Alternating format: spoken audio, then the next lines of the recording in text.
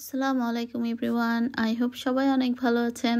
আজ আমি খুবই মজাদার দুটি রেসিপি নিয়ে এসেছি। সে দুটির মধ্যে একটি হলো মাংস উইথ কলিজা কষা বা ভুনা, আরেকটি হচ্ছে সিম বা বরবটি দিয়ে মিক্সড একটা এবং শুটকিও আছে সঙ্গে।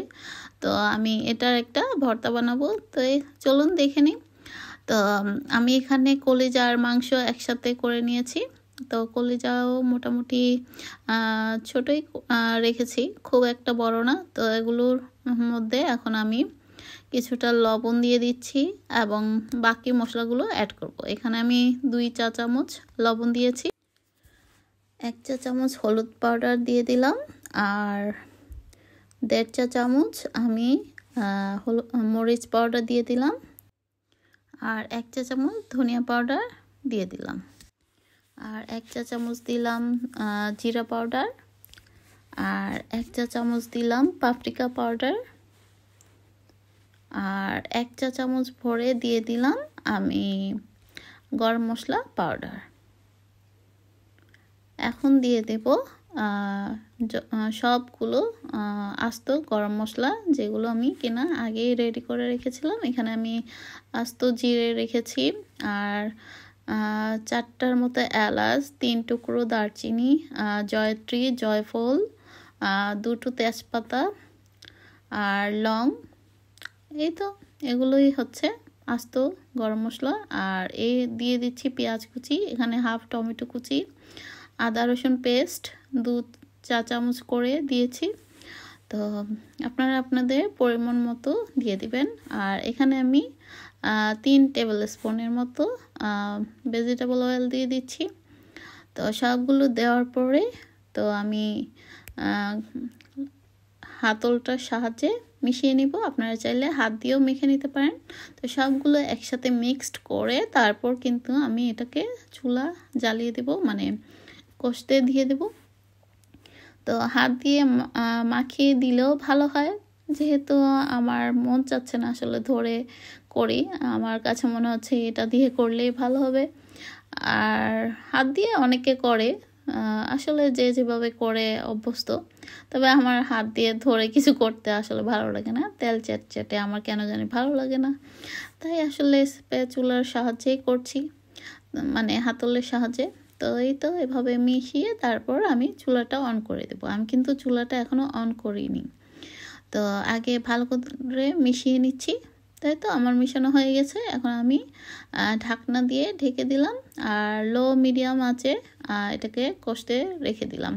তো আর এখন দেখিয়ে দিচ্ছি আমার ভর্তার আইটেমটা। এখানে হচ্ছে বরবটি দিয়েছি, আর বড় সিম, যেগুলো আমরা সিম খাই আর কি বড়, তো সেগুলো দিলাম কয়েকটা, আর রসুন কোয়া দিয়েছি 3-4টা, কাঁচামরিচ দিলাম 4টা, আর 2টো চাপা শুটকি বা কি বলে এটা, শীতল শুটকি। তো সেগুলো দিয়ে ভালো মতো একটু ভেজে নিচ্ছি। তো আগে বরবটিগুলোকে কিন্তু আমি সিদ্ধ করে নিয়েছি। তো যখন পানিটা শুকিয়ে আসবে তখন সেই পর্যায়ে কিন্তু আমি শুটকিগুলো দিয়েছি, এবং সামান্য একটু সরিষার তেল দিয়ে, এবং সামান্য একটু ধনেপাতাও দিয়ে দিলাম, আর পেঁয়াজও দিয়ে দিয়েছিলাম অল্প কিছু, আর বাকিটা আমি কাঁচা ইউজ করব। আর লবণও দিয়ে দিয়েছিলাম সিদ্ধর সময়, তো লাগলে পরে আবার একটু দিব, এই আর কি। তো এইভাবে ভালো করে সবগুলোকে, শুটকিটাকেও ভেজে নিচ্ছি সবগুলোর সাথে। তো আপনারা চাইলে আলাদাও ভেজে নিতে পারেন শুটকিটাকে। তো আমার কাছে মনে হচ্ছে এত ঝামেলার চেয়ে একসাথেই দিয়ে দিই। আর চাইলে আপনারা এখানে কাঁটাটাও বেছে দিতে পারেন। তো আমি যখন ভাজছিলাম দেখলাম যে কাঁটাটা আলাদা হয়ে যাচ্ছিল, তখন আমি বেছে ফেলে দিয়েছি। তো সামান্য লবণ লাগবে মনে হচ্ছিল, তো আর একটু দিয়ে দিলাম। তারপর আর একটু যদি লাগে, কাঁচা পেঁয়াজ যখন অ্যাড করব তখন আবার একটু দিব, আর শুকনো মরিচও অ্যাড করব। তাই তো এগুলো ভাজা হয়ে গেলে, যখন খুব ভালো মতো ড্রাই হয়ে আসবে, তখন আমি এটা ঠান্ডা হওয়ার পর আমি হ্যান্ড ব্লেন্ডারের সাহায্যে এই ভর্তাটাকে বানিয়ে নেব। আপনারা চাইলে পাটায়ও করে নিতে পারেন। তো এই তো আমার সিম বা শুটকিটা কিন্তু ভাজা হয়ে গেছে। তো এই পর্যায়ে আমি একটু মাংসটাকে আবার নেড়ে চেড়ে দিচ্ছি, কারণ যেহেতু কষানোর জন্য দিয়েছি, আমার পাতিলটা আসলে বেশি ছোট হয়ে গিয়েছে, কিন্তু এটাই রান্নার পর কিন্তু কমে যাবে। যাই হোক, তো একটু নেড়ে চেড়ে দিচ্ছি যাতে তলায় লেগে না যায়। লেগে যাওয়ার মতোই ছিল, অনেক মশলা সহ বসিয়েছি তো। তো এই তো একটু পরপর নেড়ে দিতে হবে। আর এখন আবার ঢাকনা দিয়ে ঢেকে দিচ্ছি। তো আমার ভর্তাটা কিন্তু বানানোর জন্য রেডি হয়ে গিয়েছে। তো আমি এই হ্যান্ড ব্লেন্ডারের সাহায্যে ভর্তাটাকে করে নিচ্ছি পাতিলের মধ্যে। এই পাতিলটায় আমি বেশিরভাগ ভাজাভুজি করি। আমার কেন জানি ভালো লাগে, ফেলতে ইচ্ছা করে না। আমার কিন্তু অনেক প্যান আছে, আমার হাজব্যান্ড বলে এটা ফেলে দিতে, কিন্তু আমার কাছে কেন জানি ভালো লাগে। এটা একটু গর্ত টাইপের, তাই হয়তো বা ভালো লাগে।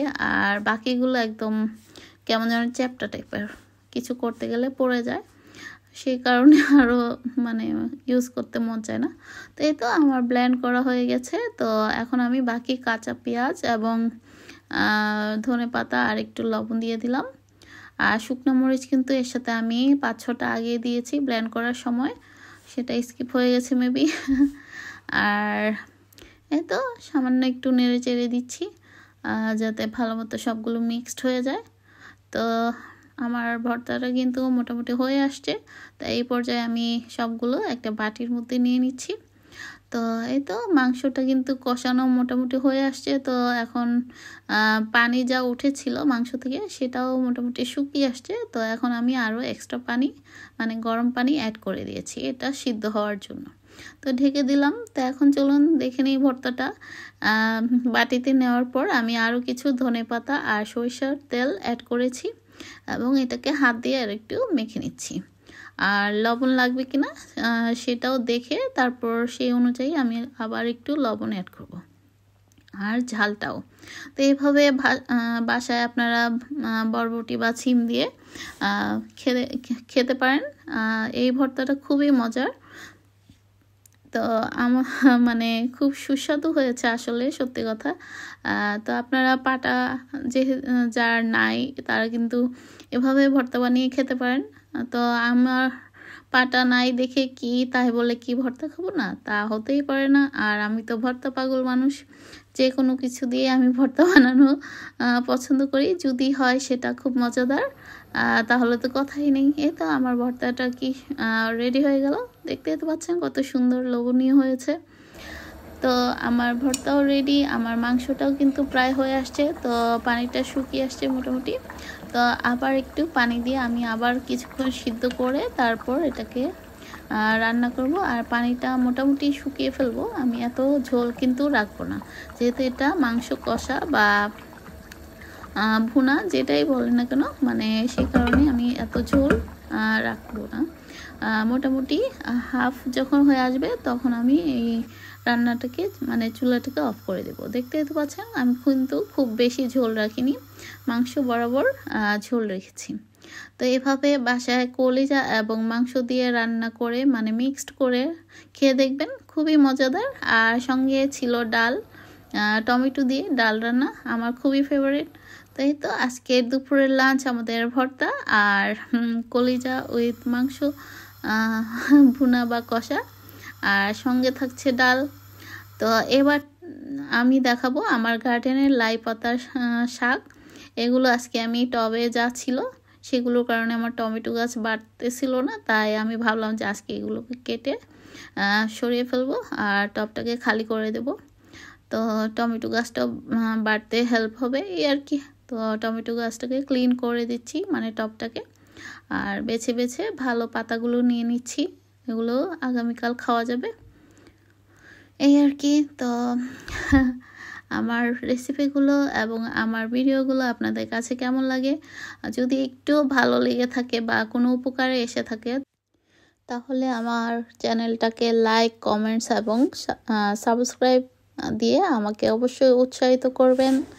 তাই তো আর আমি আমার শাকগুলোকে নিয়ে নিচ্ছি।